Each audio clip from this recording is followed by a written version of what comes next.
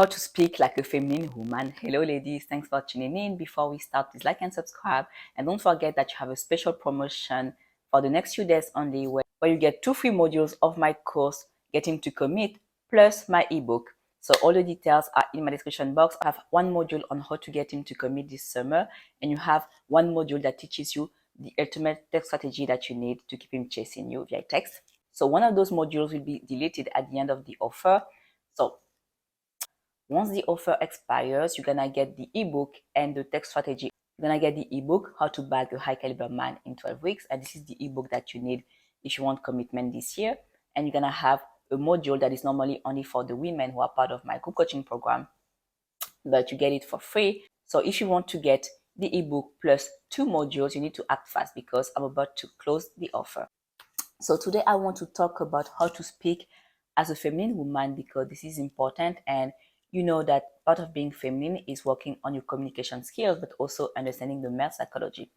What I have noticed is like many women, when they are in their wounded feminine energy, they spend a lot of time trying to decipher what men are telling them. Like they read the text over and over and they try to analyze the punctuation and all of that. But no, men are very simple. It's important for you as a feminine woman to communicate effectively and to say what you want. Men understand direct communication. So there is no, I'm going to try to make him understand that I like romance. I'm going to try to make him understand that I expect all my bills to be paid. No, you need to let him know. So for example, when he asks you, are you seeing other men? It's okay for you to tell him, well, as long as we don't have a verbal agreement and my bills aren't being paid by him, I consider myself single. So you see, and the reason why I'm making this video is because the other day I was talking with a friend of mine and I was asking her, yeah, do you feel confident enough to say this to a guy? She's like, oh, I'm able to tell him that if we don't have a verbal agreement that we are friends, but when it comes to getting my bills paid, I will try to hint. And that's the thing that I don't want you to do. Like the money and you being provided for should not be a taboo, should not be a thing that you need to hint. Like it's okay for you to tell him what you expect out of a commitment, just like he's gonna tell you as well what he expects out of a commitment. So you see, society shames us women. So you see, in the Western world, there is a taboo when it comes to money. Like we feel like money is a bad word, asking for it is a bad thing. You need to be abundant when it comes to money. You need to think that this is something that you give easily, and that's also something that you get easily. Giving money to someone you love is a beautiful thing. A man who provides for you feels honored when he has to do it. So it's totally okay for you to let him know that you expect that.